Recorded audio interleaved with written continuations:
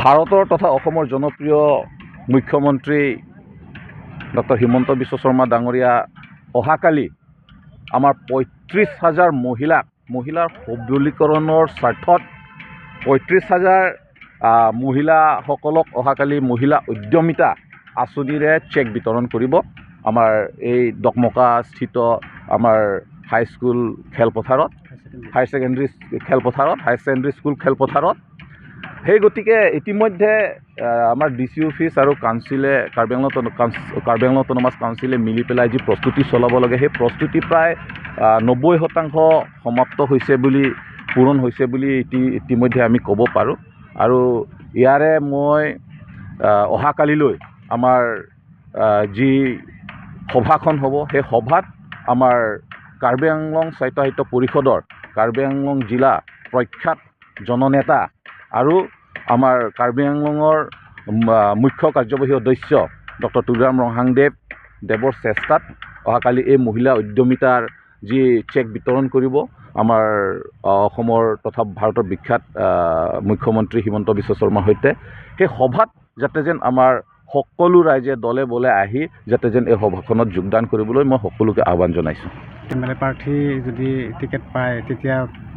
মানে প্ৰশ্ন কৰা হৈছিল যে আপুনি বৰ্তমান দিনত মই দেখিছোঁ যিটো যে বিৰোধী দল যদি একগোট হৈ ভাৰতীয় জনতা পাৰ্টীৰ সৈতে যুঁজিলে আমাৰ কিবা এটা অঘটন ঘটিব, তেনেকুৱা মই দেখা নাই আজিৰ দিনৰ পৰিস্থিতিত বিশেষকৈ। আৰু আমি সকলোৱে জানো, কাৰ্বি আংলঙৰ ৰাইজে জানে যে doctor Tuliram Ronghang Karbi Anglong autonomous council CM তেখেতৰ নেতৃত্বত কোনো সম্ভৱতাই নাই যে অপজিশ্যনে এলায়েন্স হৈ লগ লাগিলেও যে আমাৰ BJPক কিবা এটা অনিষ্ট কৰিব বুলি। অনিষ্ট হ'বই নোৱাৰে। তেখেতৰ যি 24/7 ৰাইজৰ বাবে কষ্ট কৰা, যি চেষ্টা কৰা ৰাইজৰ উন্নতিৰ হকে, সেই সকলোবোৰ দিশত চাই মই ক'ব পাৰোঁ আজিৰ দিনত যে কোনোপধ্যে যি এলায়েন্সে নকৰক অপজিশ্যনে, কোনোপধ্যে BJPক হৰাব নোৱাৰে, কোনোপধ্যে আমাৰ কাৰ্বি আংলঙৰ জনপ্ৰিয় নেতা ডক্টৰ তুলিৰাম ৰংহাংদেৱক হৰাব নোৱাৰে। কি সপোন আছে? এতিয়া মই কি ক'ম, যদিহে আমাৰ কাৰ্বি আংলং স্বায়ত্তশাসিত পৰিষদৰ মুখ্য কাৰ্যবাহী সদস্য, কাৰ্বি আংলং জনপ্ৰিয় নেতা তেখেত সকলো জানে,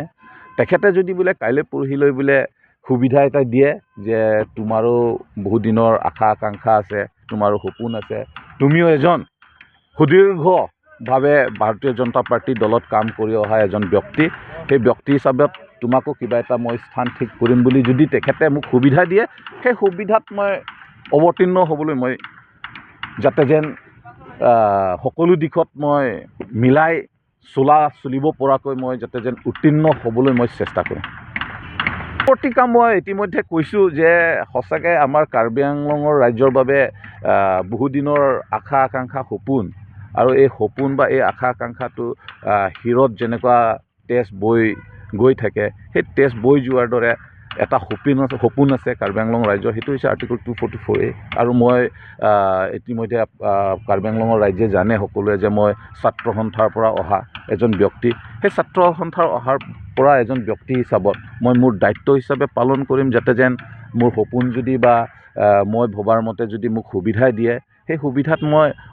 যদি মোক বোলে MLA প্ৰাৰ্থিত্ব প্ৰদান কৰে, তো মই সেই MLA প্ৰাৰ্থিত্ব যদি দি পেলাই যদি মই জিকি আহোঁ, তো মই আছাম এছেম্বলিত অন্ততঃ মই উত্থাপন কৰিম যে আৰ্টিকল 244A